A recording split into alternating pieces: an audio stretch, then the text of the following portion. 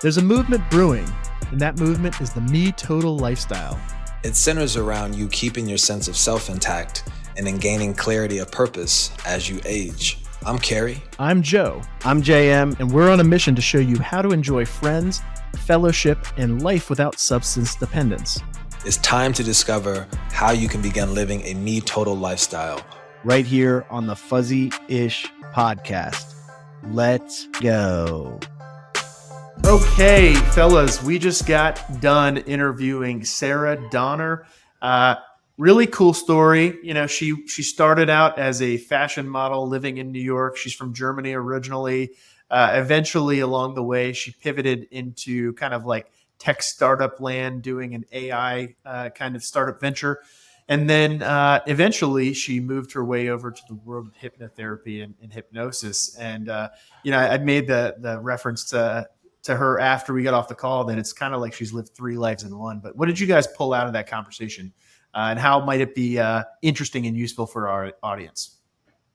Yeah, I mean, I'd say just out the gate, she talked about her experience with imposter syndrome. And I think that's something that a lot of people experience, regardless of what level they're in professionally or just in their own personal lives. So I think anyone listening to this who's just ever had some self-confidence issues or had doubted themselves, I think they'll appreciate her message and just what she's all about.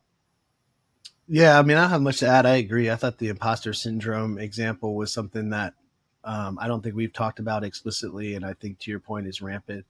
I think just the thing I would add is what an unbelievable human and what an interesting and comprehensive and ultimately just such a dynamic story that seems to be just getting started.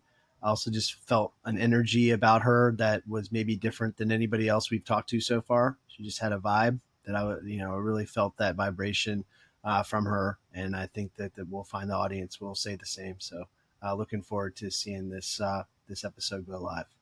Yeah. Audience members, when you check this interview out, just keep in mind, we talk a lot about, people being sober, having a stigma attached to them. And I think she's the living epitome of that. And that's actually one of the main reasons, she's kind of plowed forward over these past 10 years of not drinking.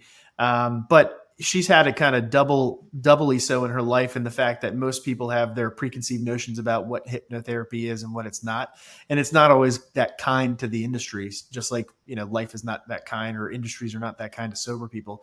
So bear that in mind. I think that's a really interesting thing. Maybe try to think about the hypnotherapy field with a more open mind, or a less, subjective way of thinking in the future, because I think she definitely brings some light and life to this conversation. So we hope you enjoy. Sarah is the founder of Siva Wellness. She grew up in Germany and started her career as a fashion model, which allowed her to travel the world at a young age. After finishing her degree in New York City, she pivoted into the startup world and lived between New York and Europe. Shortly thereafter, she became the founding member of an AI-backed beauty company called 2250. Needless to say, living this fast-paced life without the right tools in place left its mark on her, and she ended up feeling mentally and physically depleted. She suffered from imposter syndrome and anxiety and was constantly battling all sorts of ailments that traditional medicine could not help her with. This is when Sarah started to look for alternative methods, like hypnotherapy, to heal herself, and the journey and results have been remarkable. After Sarah obtained her holistic health coach license from the Institute of Integrative Nutrition in New York, and her hypnotherapy license from the Center of Integrative Hypnosis, along with further studies in transpersonal hypnotherapy with Allison Exon, she decided to turn her passion into her career, and Siva Wellness was born. Siva is for everyone that is ready to implement change with a long-lasting effect and without any other side effects. Hello, and welcome back to another episode of the FUZZEE'ish podcast. I'm your host today, Carrie, joined by my co-hosts JM and Joe. How you doing, fellas? Hello. Excellent. We have a very special guest today, Miss Sarah Donner. Sarah, how are you? I'm so good. I'm so excited to be here today with you guys and talk about the Me Total movement. All right. Yes. Let's go. Yes. Me Me, too. me Love it. total, all the way from Germany. Yes. Yeah. exactly. Hashtag me too, but not like that. You know what I'm saying? Yeah. Yeah. So Sarah, you have a pretty interesting portfolio of just kind of where you are today and kind of what you've done. Professional model, you co-founded a AI beauty startup. Now you're practicing integrative hypnotherapy. Can you just talk a little bit about this transition and just how you got into hypnotherapy from AI startup, from modeling? Yeah. So I was basically working since I was 15 years old, and then I was always doing school. And then when I got out of school, I went into this like startup world, and anyone who like lives in a city like New York or has ever started a company, has been in the startup environment, knows that it's so fucking stressful. Sorry, my Yes. No, keep excuse favorite my word. French. No, go for it. But it's really stressful, and especially coming from Europe and moving to the US, like I was mentally and physically just depleted, and I developed like imposter syndrome and a lot of physical issues, and Western medicine really couldn't help me with anything. And then I was looking for alternative methods. And a couple of years ago, I did an ayahuasca ceremony. And during the ceremony, I had like this download where I saw how my thought process, how I thought about myself, how I thought about my goals, everything really impacted my entire life. So mentally and physically, and my reality. And then Where- when I got, sorry. Real quick, where were you when you were doing this ayahuasca thing? Were you down in like Mexico or the southwestern border? No, I was actually in Joshua Tree, but the people I nice. did it with, they came from Peru. So it Okay, was cool. Gotcha. very authentic. Yeah, traditional. And then Nice. I recently did another one again in Costa Rica. Wow. Nice. Yeah. Cool. So just curious, Sarah, you know, they talk about Aya kind of calling you and sort of calling, like, you know, when it's time. I haven't had the experience, but I'm curious for you. Yeah. Like, is this something you ever thought you would do? Like, what kind of opened you up to this, and what kind of downloads did you get from that process? So I was super blessed that my best friend and roommate actually was living with the tribe for a long time. And everyone in my circle had already done it. But for years, I was like, no, I don't feel called to do this. I have a lot of respect for people who do it and for the medicine itself. And so I didn't just want to do it, because there's a lot of people, because it's now like a trendy thing to do or everyone does it, I think they rush into it. And I just, for years, I was just like, no. I always listened, and I was super curious about the stories. And I also saw the positive impact it had on my friends. But I waited. And then one morning I woke up and I was like, this is the missing puzzle piece. I have to do this now. And coincidentally, at that time, the people that my friend was working with, they were in Joshua Tree. And I was like, this is the super quick trip from New York. I have to do it now. And how old were you when you did this? I was 24. Gotcha. Okay. What was the you said the missing, I mean, we've talked to a few people about this. I've been on the record, and I'll say it again. I'm terrified of the idea of any of it, like any of the different medicines. And obviously there's different levels and different experiences and different time and all that.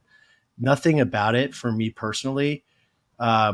I feel called to. In fact, I feel terrified of the idea of sort of removing myself from reality, just because of how type A and how much my mind is moving all the time. But it's interesting hearing somebody like yourself talk about the fact that you weren't called to it, and you maybe had similar feelings to the ones that I have still. But then you woke up one morning and you felt like, what was the thing that happened that sort of created that clarity, or even the specific of the missing piece to feel like you needed to do it in the way you talked about? It really just was like intuition, like a calling where it was like, yeah, I don't want to sit somewhere in the middle of nowhere and puke and feel sick. I don't, like, every part of me says no to that. But there was still this calling where I was like, I have to do that. That's what's going to bring me a step further. And I'm also really type A. I don't like to lose control. I don't like to, but this is for me a good type of surrendering, a good type of giving over control, because I heard so many times that the medicine gives you exactly what you need to see, right? Right. And you just have to remember you'll be out of it by the morning. It takes a Right. long time, and sometimes it feels like forever. But if you go with the right people and you have people supporting you, you're in a safe environment, I think it's one of the biggest gifts you can give yourself, to like really reconnect with yourself and get to your personal truth. Other than hypnotherapy, because in hypnotherapy you can also get really close to that. Yeah, no, and that's a good segue, and I'm sure there'll be plenty of. I know we want to talk. So, are you from a psychedelic? Are you into other avenues or other medicines in that sort of frame of mind, or have you stayed focused on these two ceremonies? So I did something else that's I think called Wachuma. Yeah. And that ceremony, I don't know if it was me, I don't know if it was the setting. I didn't get that deep. Mm-hmm. I think I was also really distracted. I was very cold. It wasn't my thing at that moment. Right. Maybe if I do it again, I'm not that knowledgeable about what's out there. I'm super curious. I love to read about like all the things that are now happening with ketamine and MDMA. I'm super open to all of that. But I haven't tried anything. I'm very like, I'm slow with that. I'm waiting for that new download where I wake up in the morning. I'm like, that's the next step I need to take. I want to get a level further. And also like when you do ayahuasca, I think it's really important to sit with all the information that has, that you've been given. And sometimes weeks later, you get more downloads or you have more dreams, or it's just really important to stay present with the process that you just went through. Wow. For the first one was really intense, where like within the whole year, I was still growing and learning and like being reminded of what happened that night. Wow. So I'm just curious, Sarah, just sort of piggybacking off of that. Something you said earlier was just kind of being in a state of like losing control. And I just kind of want to use that as a segue. When people think about hypnotherapy, integrative hypnotherapy, a lot of times people think about, you know, someone on stage, someone's clucking like a chicken, barking like a dog. Could you sort of just talk a little bit more about your experience with hypnotherapy, how you got into it, and like what you actually do? Yeah, so that's obviously like the biggest misconception people have, that I will take out a little clock and then ask for their bank account or make them do something silly, because that's how the media portrays it most of the time. But hypnotherapy in a therapeutic way is way more collaborative. When I speak with my clients and I put them into trance, we still have a conversation, because I want to know what is going on with them, like what is their root cause for their habit or their drinking, like what has caused them to develop this, you know? Because in the end, the way I look at addiction or habits, it's just a way to solve an emotional problem, right? And once you get to the why, and hypnosis is a beautiful way to get to the why and the reason, like why people develop these things, you can really reach lasting change. And of course, also hypnotherapy is an amazing tool to rewire your neural pathways so that change becomes super easy. You basically just make the road free for people to then change. You hear that, Me Total Nation? So it's so interesting that hypnotherapy in the hypnotherapy field is similar to this, you know, moment in your life going through sobriety. So many people are mischaracterized through Hollywood and corporate America. So, Sarah, I feel that you know, unique exchange makes us even more connected there. So, my question to you is, can you, like, when you're, obviously we had COVID happen and it shut down the world. How did that have an impact on your business? Is hypnotherapy something you can only do in person 101, or could you hypnotize JM right now here on Google? Yeah. Or Riverside or wherever? So I did one of my certifications online.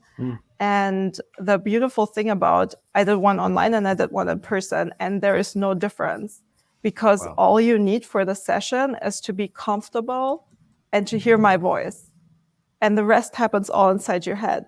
That's why I always like remind my clients when they want to book another session and another session. I'm like, you know that you can do this yourself with your thoughts.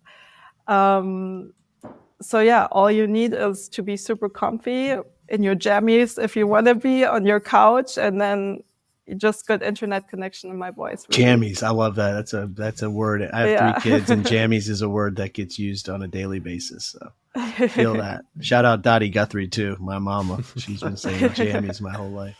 So Sarah, I'm a foreigner, so maybe. Yeah, no, I love it. I love sometimes. it. I am here for it. I love that. So Sarah, I was just looking over your bio, and you mentioned just sort of, through your career of, being with an AI beauty startup, which I would love to hear more about that. But you talked about hustle culture, and something that we're actually trying to coin right now is hustle and wellness. It's kind of a balance of the two. Can you talk about sort of your experience with hustle culture and just the time you spent with an AI beauty company, and maybe even sharing a little bit about what that is? Yeah, so the company I was with it's an amazing company. It's an amazing startup. They basically take a picture of your face, you upload it, and then they formulate skincare depending on what the AI captures your skin needs. Wow. It was an amazing time, and I'm so grateful for all the other job opportunities I had before I basically turned to hypnotherapy. But part of it for me, what was also exhausting was that I wasn't 100% aligned with what I was doing. I always was interested in this field. And I always, like before that, I even did for fun, I did my health coaching license just because I wanted to have that knowledge. I was hungry for that. But something in my head was always like, you should go into CPG packaging and like consumer packaged goods, and the startup world was calling me, but that was kind of on an ego level. Whereas like now I do something that's like way more aligned, and I feel like there's a lot of people that like hustle, but it's on an ego level. It's not like, oh, this hustle is so aligned with me, or I'm doing this because I love it so much. It's more like something inside of me feels like I am not good enough, or I need to overcompensate with that. Same as with drinking. Some people are people pleasers, some people are drinkers, and it's all because there is an emotional pain that we're trying to numb, or we don't want to sit with something, and then we drink, people please, hustle, or do other things that are not good for us. I know all about that hustle culture, having worked for Gary Vee for 10 years. So it is a lot of pressure around you when there's, when everybody in the building is trying to put on that face of hustle culture. It's kind of daunting, especially when that's not who your personality is. Like me personally, I'm one of the most laid back people you ever meet. So it's hard for me to get going in that direction at that pace and that speed. But yeah, I was just going to say, because she said people that have started a business, and I did that about 10 or 11 years ago. And we just recently sold it to a bigger company a year ago, coming up in a couple of weeks. And the reality is the hustle never stops, right? So you start a company, and the things, the challenges, both the good and the bad, they all kind of stay the same regardless of what you're chasing. It's always about, how do we grow to 10 people? How do we grow to 50 people? Oh my gosh, now we have customers. How do we keep them happy? How do we make sure our people are happy enough to support our customers, keep them happy as we grow? Oh my gosh, now we're part of this bigger company that has the same challenges at a much, larger macro level. How do we insert ourselves to, sort of drive that value? And the reality is, if you're not showing up and hustling on a daily basis, you end up not growing, and the company goes the other direction. And that's something that's really interesting across the spectrum of life. And part of what Carrie was talking about, the hustle, is you have to stay focused on the right things in order to achieve both success, and in our case, really focus on that wellness, both, sort of physically and mentally. So very cool. What was the first thing you were hypnotized? Like, I'm sure you probably got hypnotized at some point before you got into giving out hypnotism. What was the first thing you got hypnotized to kind of overcome? Was there a specific thing that you were trying out? Yeah. Well, what was it? We're super interested. For me, my biggest thing to overcome, and why I turned to hypnotherapy, was because I had such crazy imposter syndrome. because especially when I started in tech, I was the only girl at the company, only with guys who mainly came from Ivy League schools. I didn't. And then obviously coming from a background where like my only job was modeling. I mean, I had a degree, but in school I was modeling. And then I didn't do the other internships that other people had. So I always felt like I had to prove myself, or everyone was already having preconceived notions over me. So I just had so much imposter syndrome. And then I started doing hypnotherapy for that. And I felt so much better about myself. And that's when I really like things clicked. And I was like, wait a minute, I don't talk nice to myself. I don't think nice thoughts about myself. And it's really hard to be in a meeting and listen to what other people are saying if you're constantly being mean to yourself in your head. So then obviously things didn't work that well for me. And then when I found hypnotherapy, I was like, oh my gosh, let me now do this for this problem and that problem. And I apply it for everything now. So how many times have you been hypnotized? I mean, just through my certifications, you have to practice so much on your On yourself? peers. Yeah. So hundreds of times, thank God. But it's amazing because in the end of the day, you feel amazing because you always connect with like your truth, the part of you that has good intentions, the part of you that's positive, that can see all the beautiful things happening for your future. It's like a little massage for your brain. I'm curious, Sarah. I've done a little bit of research on like neuro-linguistic programming and a little bit of hypnotherapy. And, I once read that we're all technically sort of being hypnotized all the time. You look at the media companies and the different ads that come to us. Does it matter what state someone's in when it comes to hypnotherapy? Like, do they have to be in a suggestive state, or can you hypnotize someone who doesn't even realize they're being hypnotized? I'm not talking about, I mean, I guess it's kind of like a Jedi trick, but I'm just curious, like, is that a thing? Do people do that? Yeah. So, I mean, until the age of 7, we're said to be in a natural state of hypnosis, right? The subconscious of a kid is wide open. That's why we say, like, be careful how you speak to your kids. Don't say you're a bad boy, or you're this and that, because it really like implements in the subconscious. As a grown-up, once we have to get a little bit into this trance state, where then, which happens, for example, if you watch a really scary movie, right? Your body reacts, your hair stands up, you get sweaty, and like you forget what's happening outside of you. So you do have to on those movies. By the way. Huh? I'm out on that too. Scary movies and those different experiences. I'm out for right now. Yeah, it stresses me out too much as well. That's not part of my Me Total journey either. I'm not into scary movies. Totally. So you have to be in trance for things. Obviously, like it helps things to stick. If you want to work on something, being in trance makes this critical factor that then implements when you're around 8 years old, makes it break a little bit so that you can implement new ideas.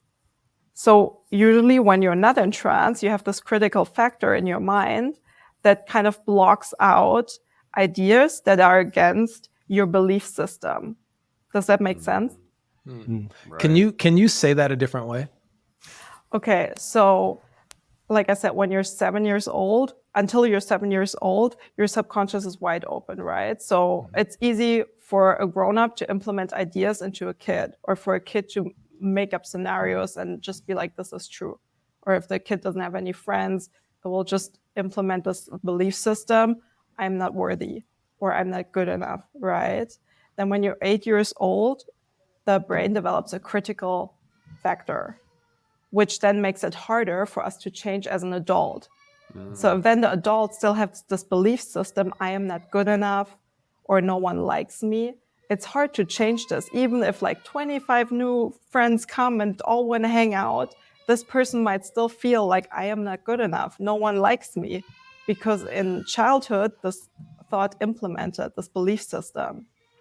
It's so interesting because I have an 8-year-old girl and a 7-year-old boy, and there is like a stark difference between the two of them in terms of the types of humans that they are, and like the development that's happened in my 8-year-old's brain versus I've never been able to place my finger on what that difference is, but it's noticeable, Yeah. So then when we're in trance, when we change the brain waves, it gets easier to bypass this critical factor. So it's basically like opening up the mind again and putting in more positive, true beliefs. So then if I were talking to that person and I would say like, oh, you're so lovable and you can have so many friends and look at all these people gravitating towards you that want to hang out with you, right? And then this person is more open to these suggestions. So Sarah, there's a lot of controversy, I think, in the world around affirmations, like people just sort of affirming like, I am healthy, I am rich, I am loved, all these things. I think there is there's some truth in that, but I am curious, with you being in hypnotherapy, do affirmations work if someone isn't in a receptive state? Like, can you use repetition to get into that mind frame? I think for some people, for sure, it will work if their subconscious is already on board. Mm-hmm. If you deep down have internalized, I am not good enough, then you can look every day in the mirror and say 100,000 times, but I am good enough. I am good enough. But if you subconsciously don't believe that, then you're wasting your time. Then it's better to one time open your subconscious, take the 10, 20, 50 minutes you need to do that and dig deep. Why do you believe that? And come up with a better belief system, reframe that. When you were saying that, I was just kind of thinking of a piece of poop with whipped cream on it. It's like at the end of the day, it's still poop with the whipped cream on it. Joe, you had a question about sort of overcoming addiction with hypnotherapy, something like that? Yeah, like, I don't know. I feel like there's a lot of people in our audience have probably considered hypnotherapy in the past because they've dealt with like drinking or smoking or something that they want to get rid of. But they've probably been scared off for some reason. I think Carrie kind of alluded to it off the top of the call when he said, the perception that Hollywood gives you on hypnotherapy is that you're going to wind up barking like a dog or, clucking like a chicken.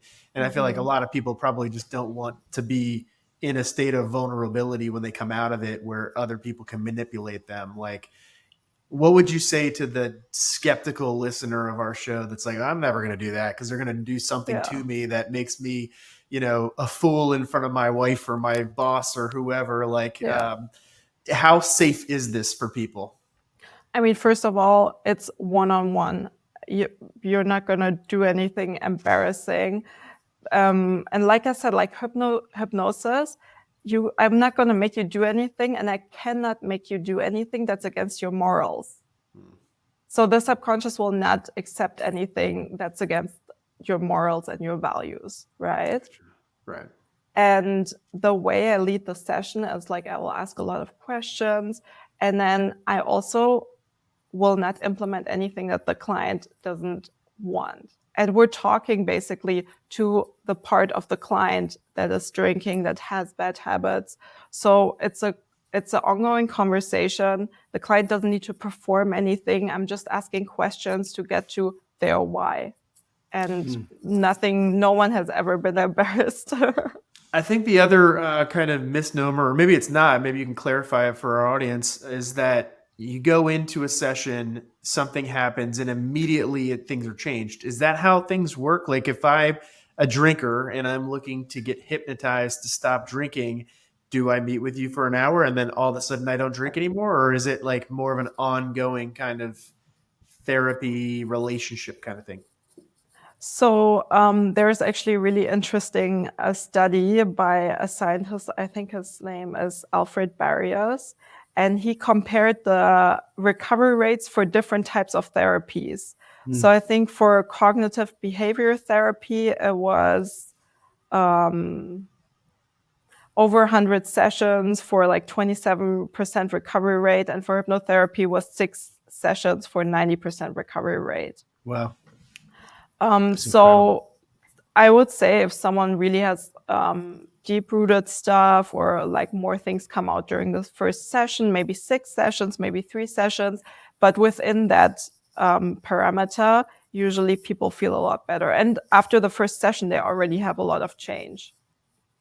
Wow. And it obviously also depends on the person. It depends on like, where they already are in their journey when they come to me. Which I think is the really interesting thing, right? Like it has to do with where are you in your journey. And what we always talk about, and where Me Total came from in the first place, is you can't make a change unless you're ready to for yourself, or you're in a place in your journey that you're willing to be vulnerable, go into this type of scenario with you, show up to your first AA meeting, come talk to us about what you're dealing with and your challenges and how whatever it is. But you can't make that change until you're ready for yourself, and that your journey's at a fork in the road where you're truly willing to commit yourself to the hustle that it's going to take to reach the wellness that you want. And so it's just interesting listening to the parallels as you talk through those. And I wonder, my kind of follow-up question is, I totally get the being mean to yourself part, and I can already sort of align even the ways you've talked about the series of questions, or the ways that your session would go, the questions within your session would go to help you to sort of relieve yourself of the pressure, the imposter syndrome that you mentioned. On the addiction side, is it similar, because you're ultimately trying to get at what are you trying to sort of cover up or not think about specific to consuming whatever it is that you're, sort of seeing that addiction around? Is there parallels to that, or is it a sort of a different scope of questions or a different direction? I would say it's pretty similar. Yeah. Like, you mean the session, how I would structure it is similar, or? I mean, if I'm dealing with imposter syndrome and I'm telling myself I hate myself every day, and it's not allowing me to be open in the world that you talked about. Yeah. Or I'm a really bad alcoholic with addiction and I'm coming to you for help. Is the therapy similar, or the question similar? Are you trying to get at the same things, or are there different practices in order to sort of go at different types of solution, or ultimately recovery? I think it's pretty similar. There are obviously like very different approaches as to how to get someone into trance. There's different ways. I think every hypnotherapist has kind of their own ways how they handle things. For me, I really love something that's called a parts therapy, where we really connect with that part of you that is hurt, that is not trying to sit with whatever is causing you pain, that is trying to escape with alcoholism or with smoking or with whatever. For imposter syndrome, maybe I would do inner child work. It really depends on the client. I will talk with everyone for a minute before we start, and then get clear on, okay, what's the best approach? But it's very individual to each person. And ultimately the origin of whatever it is that they're challenged with, which makes a lot of sense. Really fascinating. Thanks. I've got a really outside of the box question for you. So pardon me. Do you think Jesus could have been a hypnotherapist? Because I think about it, and when we're getting into this, leave it to Joe to bring Jesus to the conversation. Thank you. Leave it, Dr. to me. Joe. But when we're talking about like the studies that you were talking about with cognitive behavioral therapy versus hypnotherapy, and how much faster you can get to certain conclusions, it strikes me as like, there's a lot of people in this world that are really down and out right now. Like homelessness is at all-time highs in Los Angeles, New York, and a lot of the major inner cities. And, I feel like a hypnotherapist walking the streets helping people out might be actually a really, really good thing. And then I start thinking about that. And I'm like, wasn't that kind of what Jesus was doing back in 2,000 years ago, kind of walking around Judea and Samaria and just healing people and helping people? And when you described it, like, let me open up your mind, right? Like, let me open up your mind and get in there. Like, that strikes me as like very, very possible. I don't know. I have never thought about it like that. But maybe. But maybe Jesus just also opened up people to their own inherent power. And that could have been it too. Yeah. Sarah, I'm curious. Is there anyone who hypnotherapy could not benefit? Is there any danger for certain people to not partake? I don't think I would feel skilled enough to work with people who are like schizophrenic or have issues like that. That's just not an area that I feel skilled enough to work with. Otherwise, no one really comes to mind, you know, like multiple personality. personality. Yeah, exactly. Like Right. that. The one thing I'd be interested in just hearing from your perspective is there like what's the hot topic in the trade right now of hypnotherapy? Like what's the news going on in your industry? Because me and JM and to an extent Carrie, we all kind of hover or we have hovered around this marketing communications world for the past like 10, 15, 20 years. But we haven't spent time in obviously like the 20 therapeutic. years. Like, how did that happen, man? I know we're getting kind of old, but I saw a picture of a UFC. Hold on. I saw a picture of a UFC event that I went to with a friend of ours, big, tall Matt Maynard. Shout out Matt Maynard. What's up, Matt? And it was 14 years ago. And I was remembering on my iPhone. And I thought about, my gosh, how is this 14 years ago? And then I went to, that was a third of my life ago. Yeah. And just how in the world are 14 years going by so quickly, and all of a sudden here we are 42 years old. Anyways, crazy. Time goes so fast when you think about it in ways like that, but so slow on some of these days. These kids. Tell us what the hot goss is in the hypnotherapy arena, and then we'll get into products and practices, and we'll go from there. The hot goss? I don't know. I think I'm pretty, like, this is bad to say, but I feel like I might be a little bit out of the loop. I'm just so grateful that now it's going like mainstream and Huberman Lab is endorsing it, and all these like really respected people in the wellness community are actually saying that this is like science backed and that you can trust it, and less people have these like misconceptions that, you know, this is just for embarrassing. Do you ever like go out to coffee with other hypnotherapists and try to like get into each other's mind, like Magneto versus Dr. Xavier? And no, but I do have a lot of people that I was in training with that I will contact when I have a client where I'm like, oh, I don't know how to approach this. Have you ever had this? Like, what's a good way to do that? But I will say that like every person is so different that when like I usually make a plan on how to approach a certain topic, like their subconscious will throw something at me where I'm like, oh, I wouldn't have expected that, or this is where that comes from, you know, like every person is super different. Every case is different. There's obviously like very like tried and true practices that you can do as a hypnotherapist to help people get into trance, all of this. But once they're there, it's very individual. Very cool. Cool.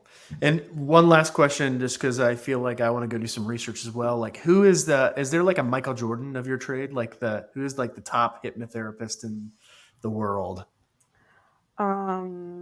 Jesus. I think Melissa Tiers is like probably one of the most well-known ones, but she also has like crazy marketing and she teaches people. The RTT? Yeah, exactly. Yeah. I personally haven't done that.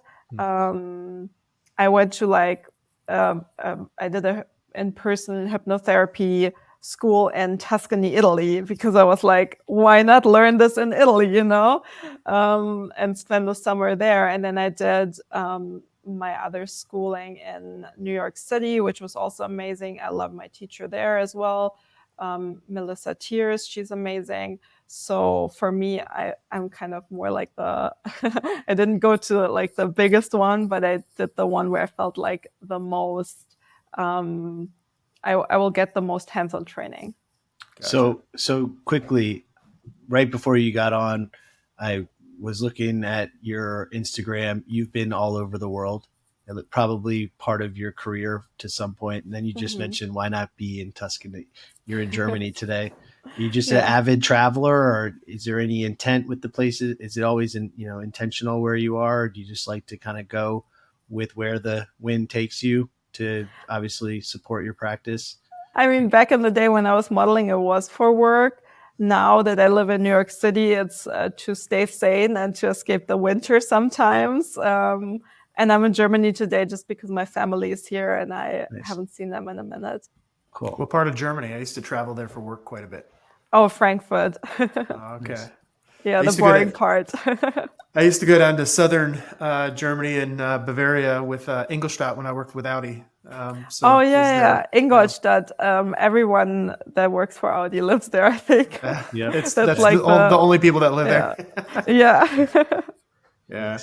Cool. Well, the next segment we have is what we call products and practices. Now, given that you've not drank in quite some time, I don't know how much you need to have a product or a practice, but maybe you can speak to something you used to do when you first quit drinking alcohol many moons ago. Is there anything in particular, like a brand or a thing you did, or maybe going for a run or something like that? Is there anything that you used to do to like kind of take your mind off of alcohol?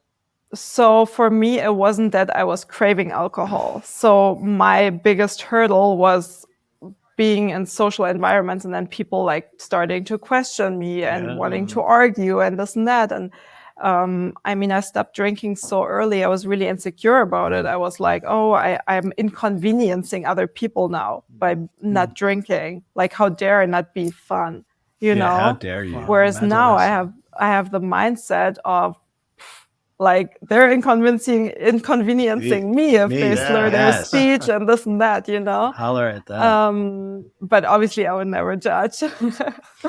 But Of course not. what I would just like everyone to remember is that especially when you're in a social environment, when you want to connect with people, especially in dating, isn't the most important question that you should ask yourself, how does this person make me feel when I'm with them, right? And doesn't alcohol make it a little bit hard to discern that? So I would say that being sober gives you the gift of saving so much time if you're meeting new people. Like it gives you the gift of truly being in touch with your intuition. It will, you know, it gives you the gift of being in touch with yourself when you're around other people. So how beautiful. You can get cues. You can see like, oh, this person actually doesn't make me feel so good about myself. Or I this wish I person heard you makes me say feel that 12 years amazing. ago, Sarah. Right? Feel that too. Same. There's so many dimensions of time because I also often think about how much more I savor the time that I have than I did when I was drinking. So when I was drinking, everything went by like a blur, you know, like nights went by so fast and then you don't remember anything that happened. But when you're not drinking, even if it's just sitting around watching a movie with your family, like that's a memory that you'll appreciate more than when you're, you know, Totally. knee deep in the bottle. Well, this has been great. We really appreciate having you on. Is there anything you're trying to promote right now? Is there a website? Is there a social media? Any kind of thing you're doing that you want to tune our audience into? Yeah, so my Instagram is Siva-Wellness. And on my webpage, I have a free hypnosis and I have some specific hypnotherapies for weight loss or for other things. And yeah, people can find me at Siva-Wellness. Nice.